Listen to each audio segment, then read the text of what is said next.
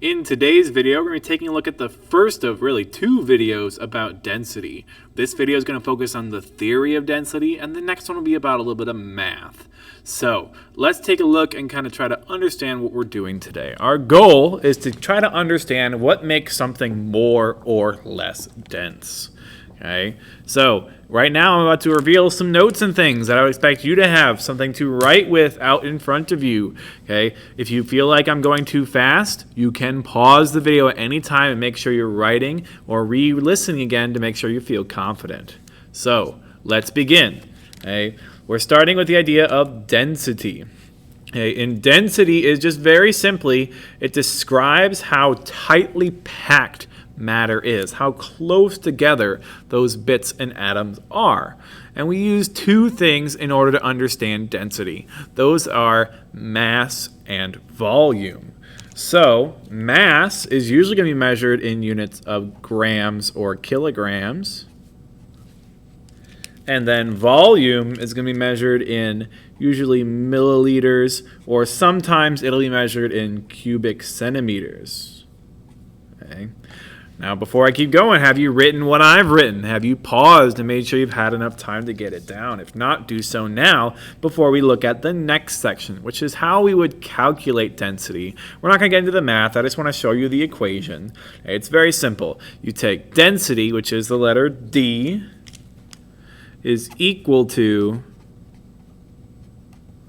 mass over volume. Okay. Now we don't have to memorize equations in Hampshire chemistry, but we do need to be familiar with them and be able to be ready to use them at any time. Okay. So what I often find is a good way to think about the density equation is I like to think about a heart.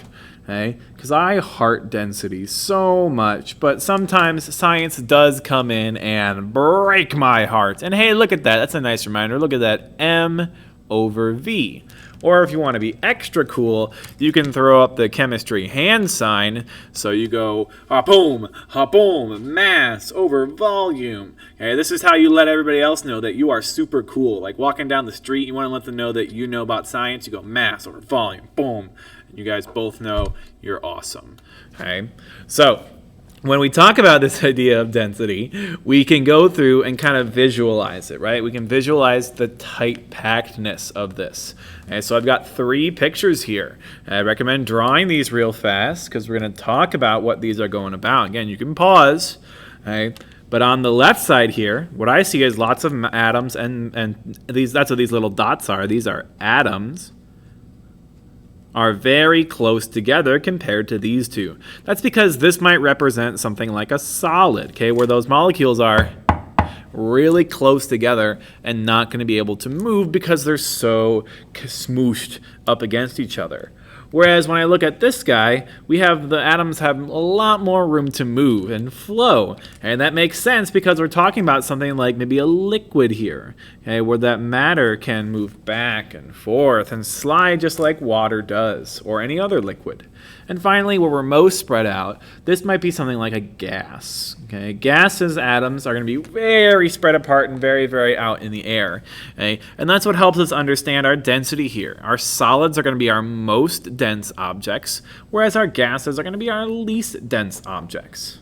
And you can do a bunch of different things to determine density. And one of the cool things you can visualize it with is with a density column. Let's take a look at what that looks like. So a density column is just layering of different liquids of different densities. So first I've got some water, and then I've got something you've all seen before, which is oil. Oil and water, oil is less dense than water, so it sits at the top. But now I'm pouring in some alcohol that I dyed red. Alcohol is the least dense of these three so far, and it actually sits at the very top. The next one I added was some baby oil, like super thin mineral oil. I thought that this would be at the very, very top, the least dense, but it's actually in between the densities of oil and alcohol, which is kind of cool. You can see that thin, clear layer. Lastly, I add our most dense liquid, which is a little bit of corn syrup. And you can see as I pour it out, it goes drip, drip, all the way to the very bottom. All right, guys, thank you so much for watching. Don't forget to check out the next video about a little bit of math, and I'll see you guys soon. Bye-bye.